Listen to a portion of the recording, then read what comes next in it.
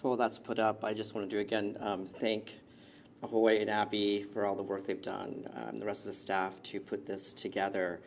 Really excited to kind of continue the conversation that I've had with Abby in relation to a project that I worked with her on in 2013 that I'll be discussing a bit. So my paper is called "The Past is the Future Towards Radical Indigeneity." And the idea there is I really want to talk about what I've already seen in my practice with Abby that's really worked quite well, and that they should continue to do this particular thing in the future. And I'll explain sort of this concept of radical indigeneity as I go forward.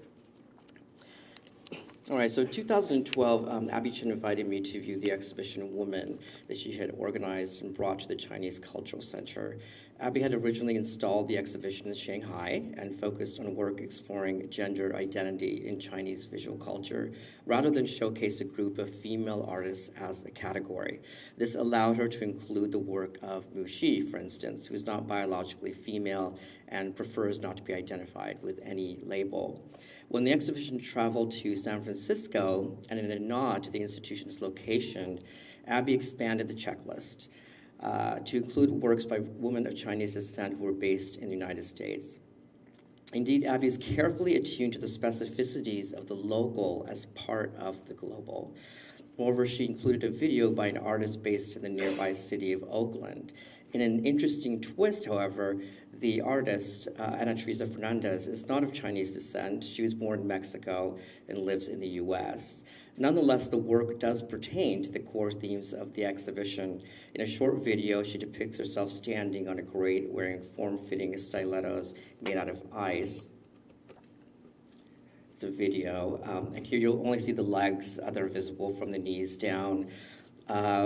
She's doing this site specifically on International Boulevard, a 7.5-mile-long strip in West Oakland, California, which is notorious for being an open-air sex market for young children, especially Asian American girls, who are in high demand. In a masterful curatorial move, Abby strategically placed a poster produced by the China Sex Worker Organization Network Forum depicting a ruby red stiletto next to Fernandez's work to allow for a consideration of sex work transnationally. And this was really a subtle gesture that was in the exhibition, but one that really opened it up to potentially thinking about how this exhibition coming from Shanghai really interfaced with the community here in San Francisco. So a year later, the exhibition Woman traveled to Miami Beach Urban Studios, Florida International University, where I'm based. I organized this iteration, and in keeping with Abby's mindfulness of the local as part of the global, I brought attention to the city in which the exhibition was installed. I incorporated work by Miami-based scholar-artist Daniela Montoya, specifically photographs from her multimedia project exploring the underground Miami ball scene and the dance style of voguing, an identity-forming practice for queers of color, which can be traced back to Harlem and New York City. Importantly, the photographs of some of the scene's major figures were installed between a monitor of the aforementioned Mu Xi's work and various queer activist materials from China. I just want to move forward. It's an installation of the previous two works I was talking about together, and some of the photographs from Daniela's project. So voguing involves producing clean lines with the body, and many of the angular movements of the androgynous subject of Mu's video seem to be in sync with the voguing movements captured in Montoya's photography. This is a still from Mu Xi's work. And again, this is a very kind of formal connection, just in terms of the lines that were angular, that were being connected, very subtle.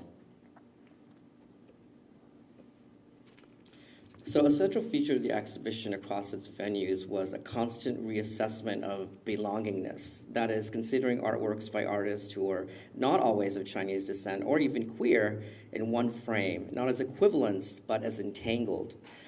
So while the need or longing to belong is powerful, to what one belongs is best thought of as a multiple and one, per Martinican-born poet and theoretician Edward Glissant. Glissant's compelling writings on realization are crucial in further defining Asianness. Creolization references the processes of cultural mixings in the Caribbean that came as a result of slavery, plantation culture, and colonialism. However, Glissant believed that creolization could refer to a broader set of sociocultural processes, not only in the Caribbean, but also all the world. Cultural studies scholar Stuart Hall notes that rather than newer and more contemporary cultural formations emerging from entanglement, the configuration brought about can no longer be disaggregated or restored to their originary forms, since they no longer exist in a pure state. This idea of a home then becomes sort of irrelevant, you might say. So creolization is the process that results in incessant entanglement and constant renewal.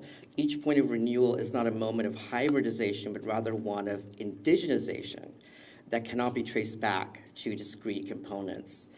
Sociologist Mimi Scheller points out that the word Creole carries within it connotations of an achieved indigeneity. She writes, Creolization becoming Creole can therefore be understood as a process of achieving an indigenous state of belonging to a locale through the migration and recombination of diverse elements that have been loose from previous attachments and have reattached themselves to a new place of belonging.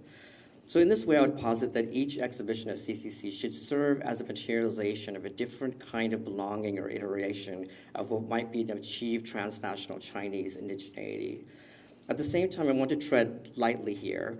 There are many populations that consider themselves as indigenous to certain lands and that continue to work earnestly to be recognized as such by governments. And my approach to indigeneity is certainly not meant to abstract the subjectivity of these individuals or claim that we're in a post-indigenous era. In other words, there's an ethics that must go along with my theorization. In terms of CCC, my use of indigeneity can marginalize viewers of Chinese descent. That is, such histories could be implicitly maligned as being too invested in a singular root, and thereby diminishing the significance and value of such endeavors. This is certainly not my aim here. Indeed, while Glissant challenges the notion of a root, a totalitarian root, he does not give up on its rootedness. He just says it's born out of chaotic relations that are broadly construed. So expanding on Scheller's point, and our historian Marcia Mescamon describes how an artwork itself might engender an achieved indigeneity as a very possibility of a cosmopolitan imagination. I'm going to kind of grab that to say I think an exhibition can do this too, and I believe Abby's did that. Now, Mescamon's link of the concept of cosmopolitanism to the concept of home and belonging and to ethics is particularly appropriate given my discussions concerning the need for an ethics when curating Chineseness as achieved indigeneity. Mescamon powerfully argues the engagement of the viewer with an artwork can produce knowledge and even instantiate an ethics of being a part of the world rather than apart from it. Moreover, she explains, achieved indigeneity understands a viewing subject who advances, moves on, never ceases to develop. Indeed, I would argue more strongly that the longing for belonging is ambitious, productive, and importantly, political in its ramifications. So Chinese in the CCC title should be approached to what I refer to as a radical indigeneity, and thereby effectively create opportunities for viewers to engage differently with the world around them. Curatorially, this has already happened at CCC, as I pointed out, and it should continue, especially to work against the contemporary rise in anti-relationality and a lack of acknowledgement of entanglements, broadly construed. More specifically, as fervent and often toxic nationalism takes a grip of the United States and countries throughout the world, it seems imperative that CCC continues to take a critical, expanded approach to what constitutes Chinese. Thank you.